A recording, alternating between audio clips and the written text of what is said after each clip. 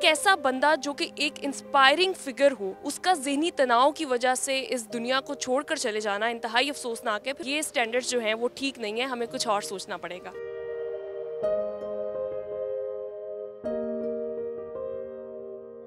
पैसा ही सब कुछ नहीं होता। इंसान को अंदर घरेलू और बहुत सारे मामलात और प्रेशर्स होते हैं। हो सकता है बैक स्टोरी कोई और हो। अगर आपको फील हो रहा है कि आप ठीक नहीं हो या कहीं पे अनबैलेंस्ड हो, तो I think you should go और अपने डॉक्टर्स को आपको कंसल्ट करना चाहिए।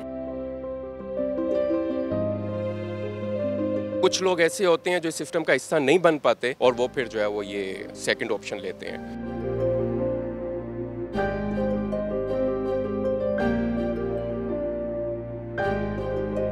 सोचने वाली बात है कि जैसे कि पाकिस्तान का जो निज़ाम है, इसकी वजह से ही वो मेरा ख्याल है खुदकुशी तक पहुंचे हैं। सबसे ज़्यादा जो जहनी दबाव, जहनी टेंशन होती है वो यही होती है कि मैं उस जगह तक पहुंच जाऊं और फिर मुझे एहसास हो कि जो मैंने किया वो सब मेरे किसी काम का नहीं या कुछ नहीं। अस्सलाम वालेकुम नाज़रीन, समा डिजिटल के साथ मैं हूं मीरब ज़ीशान। नाज़रीन, एक बहुत बड़ी खबर देखने को मिल रही है कि बिलाल पाशा जो कि एक CSS ऑफिसर थे, आज इस दुनिया में मौजूद नहीं है। ऐसी क्या वजह हुई कि इतना बड़ा कंपटीशन एग्जाम पास करने के बावजूद वो किसी कमी का शिकार थे? इस हवाले से बात करते हैं हमारे साथ CSS ऑफिसर जिन्होंने CSS किया या इसके अलावा वो CSS का एग्जाम क्लियर ना कर पाए। आज उनसे बात करते हैं, उनकी राय जानते हैं कि वो इस बारे में क्या कहते हैं। रिसेंटली ये खबर देखी होगी कि बिलाल पाशा जो हैं वो अब इस दुनिया में नहीं है। इसकी क्या रीज़न है? ऐसा कौन सा प्रेशर था उनके जहन पे कि उन्होंने अपने साथ ये कर लिया?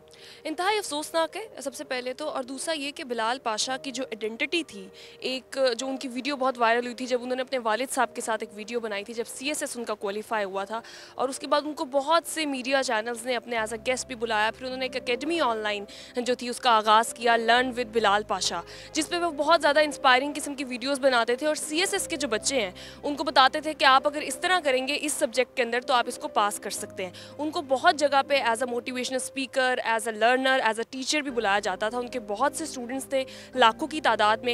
एक ऐसा बंदा जो कि एक इंस्पायरिंग फिगर हो, उसका ज़हनी तनाव की वजह से इस दुनिया को छोड़कर चले जाना इंतहाई अफसोसनाक है। फिर वही चीज़ आ जाती है कि जब हम कहते हैं कि पोजीशन, पैसा और इन सब चीज़ों से आपकी ज़िंदगी के अंदर सुकून आता है, तो ये एक्चुअली माशरे ने जो स्टैंडर्ड्स दिए हैं वो यहाँ पर आकर फेल हो जाते हैं कि ये स्टैंडर्ड्स जो हैं वो ठीक नहीं है, हमें कुछ और सोचना पड़ेगा। यानी आपका कहने का मतलब ये है कि मटेरियलिज्म भी आपको सेटिस्फाई नहीं कर सकता। वही बात है कि आपने अपने मतलब कि वो एक लोअर मिडिल क्लास से ताल्लुक़ रखते थे और उन्होंने उस क्लास को चेंज करके रख दिया, डायनामिक्स चेंज कर दिया अपनी फैमिली के, लेकिन फिर भी उनको वो सुकून नहीं मिल सका।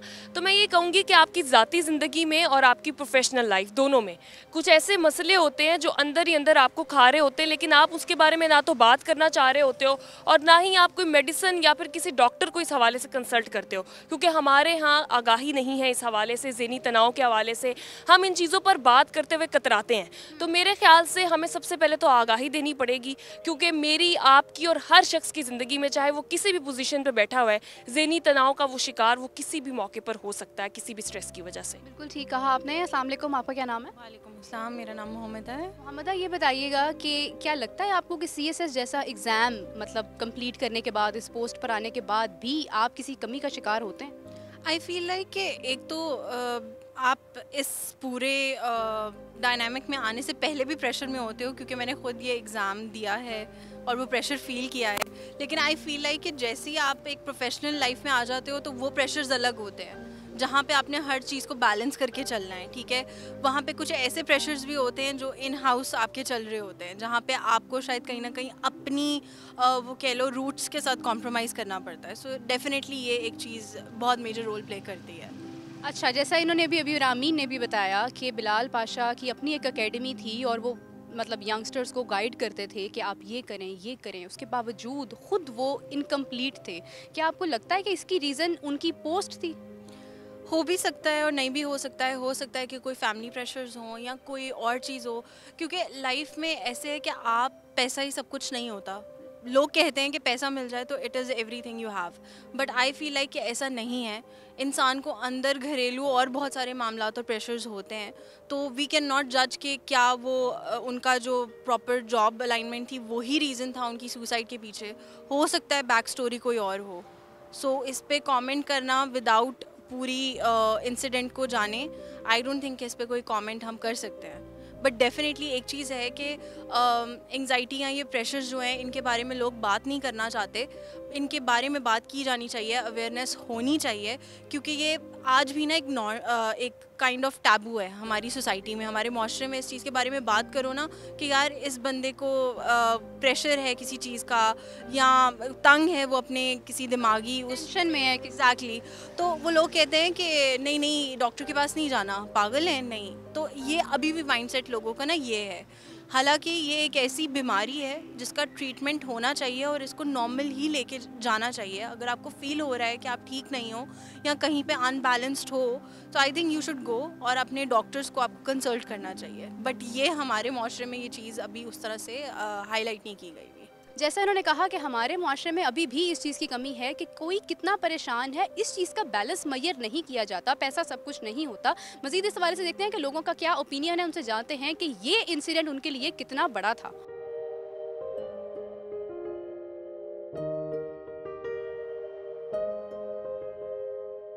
खबर सुनी होगी बिलाल पाशा वाली। जी बिल्कुल अफसोसनाक ख़बर है, और ये कल से सोशल मीडिया पे गर्दिश कर रही है। तो ये जाहिर सी बात है, अगर वो पाकिस्तान का एक बहुत बड़ा नाम थे बिलाल पाशा साहब और CSS ऑफिसर थे, उन्होंने एकदम से ख़ुदकुशी कर ली, जिसकी वजह तो अभी सामने नहीं आई। बस ज़हनी दबाव बताया जा रहा है। हम में से ज़्यादातर लोग तो ज़हनी दबाव को सीरियस लेते नहीं हैं, लेकिन ये है कि ज़हनी दबाव, अब तारिक जमील साहब के साहबजादे जो ज़हनी दबाव की वजह से जिन्होंने ख़ुदकुशी की, और अब ये जो पाकिस्तान का एक CSS ऑफिसर जो कि ख़ुदकुशी जिसने किया है, तो ये एक सीरियस पाकिस्तान में एक सीरियस टॉपिक है, जिसमें अब हम इस पे लोगों नज़रअंदाज नहीं कर सकते। नज़रअंदाज नहीं कर सकते हम इसको। आपकी ज़िंदगी में क्या कमी रह जाती है? क्या आपका सिस्टम ऐसा है कि वो आपको मजबूर कर देता है कि आप अपनी जान पे खुद जुल्म करें? ये भी सोचने वाली बात है कि जैसे कि पाकिस्तान का जो निज़ाम है वो भी बहुत बड़ी वजह है इसकी वजह से ही वो मेरा ख्याल है ख़ुदकुशी तक पहुँचे हैं। क्योंकि पाकिस्तान का जो सिस्टम है, एक पीछे से जो प्रेशर है, यहाँ पर कोई सीधा काम तो होता नहीं है। यहाँ पर जो भी काम कराना हो, ऊपर से सिफारिश या किसी भी दबाव के तहत काम कराया जाता है। तो जो हमारे अफसरान बाला पर जो दबाव है वो सबके सामने है, और वो हो सकता है उन पर कोई इतना ज़्यादा दबाव हो जो कि वो बर्दाश्त नहीं कर सके, और उसी वजह से उन्होंने उस दबाव में आकर उन्होंने अपनी ज़िंदगी का खात्मा कर लिया। बिलाल पाशा जिन्होंने CSS किया वो आज दुनिया में मौजूद नहीं हैं किसी जहनी दबाव की वजह से, जबकि उन्होंने CSS किया था। एक CSS ऑफिसर, इससे बड़ी तो कोई एग्ज़ाम नहीं है, पाकिस्तान में कोई जॉब नहीं है, उसके बावजूद उन्होंने ये कदम उठाया। क्या आपको लगता है कि क्या सिस्टम में कोई ख़राबी है, या हमारे घरेलू मसाइल ही इतने ज़्यादा जो हमें कभी भी सेटिस्फाई नहीं कर सकते? घरेलू मसाइल भी होते हैं, लेकिन एक चीज़ होती है कि मैंने इतनी स्ट्रगल करी, इतनी मेहनत करी एक फ़ील्ड में, एक चीज़ को मैंने हासिल करने के लिए इतना कुछ किया, और फिर जब मैं उस मुकाम तक पहुँच जाऊँ और फिर मुझे पता चला कि यार ऐसा कुछ हुआ नहीं, या जो मैं चाह रहा था वो मैं बना नहीं, तो सबसे ज़्यादा जो जहनी दबाव, जहनी टेंशन होती है वो यही होती है कि मैं उस जगह तक पहुंच जाऊं और फिर मुझे एहसास हो कि जो मैंने किया वो सब मेरे किसी काम का नहीं या कुछ नहीं। तो एक हमारे लिए हो सकता है सबसे बड़ी टेंशन एक वही होती है। यानी आप ये कहना चाह रहे हैं कि जब आपकी स्ट्रगल आप जब करते हैं और आप जब उस मुकाम पे पहुंच जाते हैं, और जब वहाँ पर आपको वो चीज़ नहीं मिलती है जिसके लिए आपने मेहनत की होती है, तो सबसे बड़ा दबाव ये होता है? जी जी बिल्कुल, यही हमारी नज़र में तो यही है कि हर चीज़ करने के बाद और फिर वहाँ तक पहुँच भी जाए बंदा, और फिर जो उसके ड्रीम्स हैं, जो उसका सारी चीज़ें थी वो उसको ना मिले, तो सबसे बड़ी टेंशन एक यही हो सकती है। ये खबर तो सुनी होगी कि बिलाल पाशा जो हैं वो हमारे साथ आज मौजूद नहीं है। जी बिल्कुल, बड़ा अफसोस हुआ कि एक CSP ऑफिसर, और इतना आपको टाइम लगता है इस डेजिग्नेशन तक पहुंचने के लिए जो उन्होंने अचीव किया, तो आज नहीं है। बड़ा अफसोस है इस चीज़ का हमें। क्या लगता है क्या वजह थी? CSS एक ऐसी चीज़ है कि जो करने के बाद आपको लगता है कि आप ही हुक्मरान हैं, आप ही लीडर हैं, अब आपके पास कोई कमी मौजूद नहीं है, लेकिन फिर भी क्या ये तालीम भी आपको सेटिस्फाई नहीं कर पाती है? CSS बेसिकली कंपटीशन है, ठीक है। जब लाखों लोग देते हैं, उनमें से चंद एक जो है वो सिलेक्ट होते हैं। मैं भी उनमें से एक हूँ। मैं तकरीबन जो है वो कुछ मार्क्स थे जिनसे रह गया था CSS। जब आप CSS कर रहे होते हैं ना, तो आपके माइंड में होता है कि आप ड्रीम अचीव कर सकते हैं। आप CSS करने से पहले तो कह सकते हैं जी कि मैं ड्रीम अचीव कर सकता हूँ। After CSS you can't do that things के जो है ना कि आप कुछ कर सकते हैं, क्योंकि आप एक पॉलिसी में चले जाते हैं। जब आप एक पॉलिसी में जाते हैं, जो आपके हेड्स होते हैं, जो आपको जो है वो उन्होंने इंस्ट्रक्शंस देनी है, आपने वही करनी है, उससे हट के आप कुछ नहीं कर सकते। सो दैट्स वाई जब आप कर रहे होते हैं तो आप अपने आप को जस्टिफाई करने के लिए आफ्टर CSS उसको जब इम्प्लीमेंट करते हैं तो वो सक्सेसफुल नहीं होता। कुछ रीज़न्स ये भी होती हैं, कुछ इसको जो है वो अफोर्ड कर लेते हैं, एब्जॉर्ब कर लेते हैं और वो इस सिस्टम का हिस्सा बन जाते हैं, और कुछ लोग ऐसे होते हैं जो सिस्टम का हिस्सा नहीं बन पाते और वो फिर जो है वो ये सेकंड ऑप्शन लेते हैं।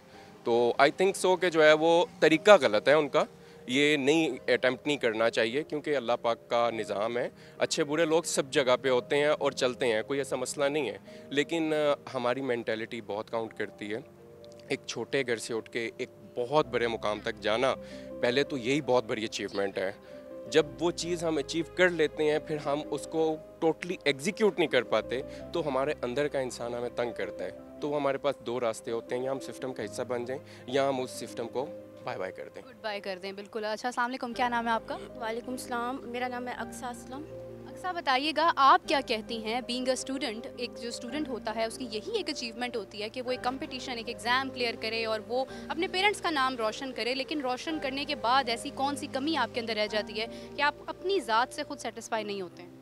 अच्छा, सबसे पहले तो मैं ये बताऊंगी, ये जब बिलाल पाशा हैं तो मैं ऑनेस्टली पहले इनको नहीं जानती थी, तो जब कल से इनकी न्यूज़ आई है तो सोशल मीडिया पे बड़ी वायरल हुई थी, तो फिर मैंने जाकर इनको जाना, ये कौन थे, कौन क्या पर्सनैलिटी थी, तो बड़ी इंस्पायरिंग पर्सनैलिटी थी। लेकिन वो एक जहनी दबाव का शिकार हो। जहनी दबाव तो वो कह सकते हैं, हो सकता है कोई घरेलू मसले भी हों, और फिर मैंने एक उनका स्क्रीनशॉट उनकी चैट का एक बड़ा वायरल हुआ हुआ है, तो वो जब मैंने उनकी चैट पढ़ी तो बड़े वो अपनी जॉब से बड़े सिंसियर लग रहे हैं। वो कह रहे हैं कि अगर मेरी कभी ऐसा कुछ हुआ तो शायद मैं ये करने पे मजबूर हो जाऊँ जो उनके साथ हुआ है।